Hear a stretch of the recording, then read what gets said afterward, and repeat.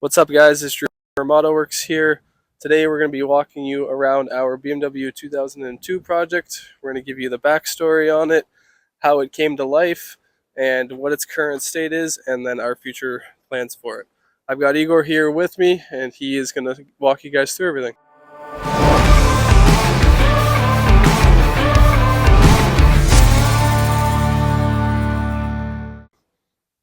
How's it going, guys?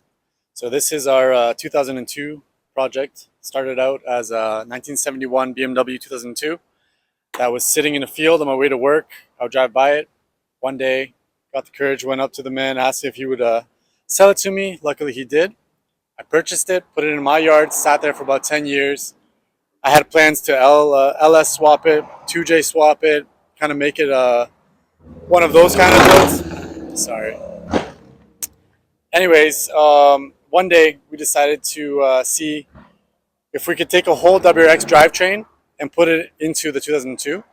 Unfortunately, based on dimensions and everything it would be too much work. So instead, cut off the top of the BMW and everything you see here and put it on top of the drivetrain from the 2002 WRX. So right now it's 2-liter turbocharged all-wheel drive with a BMW body on top. The over fenders are DTM inspired. I made them out of metal. They're designed to rust. I tried to match the patina. The rest of it is Corvette wheels, ZR1, 11 in the back, 9.5 width in the front. And realistically, it's just kind of like a placeholder. The future for this car is some more crazy aero, maybe a diffuser, some ducting, a different power plant, maybe STI, 2.5 rotated turbo, front mount intercooler, something like that. But for the time being, fully functional. I drive it home, drive it around. It's been to a couple shows. The reviews are awesome. Everyone has some nice things to say about it, and it's really just a project that's from the heart. So it's pretty awesome. So what you see here is a 2-liter WRX motor, bone stock. Everything's kind of like, again, was just kind of see if we could do it. Really didn't have too much planning going into it. Leftover parts from various cars that were, intakes and whatnot. But this is just temporary. Once we find an actual plan of what we want to do, take all this out, probably retube the whole front end, get rid of this old BMW stuff and actually make it match the roll cage inside, plumb the cooling system a little differently, and probably do a front mount to bring this down because I don't really want to cut this hood more than it is already. That's kind of what the plan is for up here. And then moving back,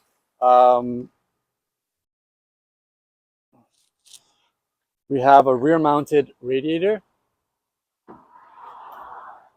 that right now is filling the space. It is very efficient, but obviously not as pretty as it could be. All of this will be closed in, and the actual ducts on the side here will be functional.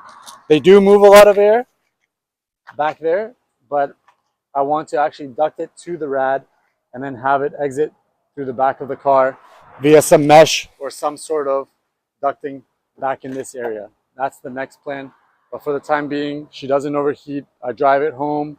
I drive it on hot days in the middle of the summer, and it's really nice and cool. On the inside, we have some JDM STI seats we took out of a Forester, recycled those and put them in this thing.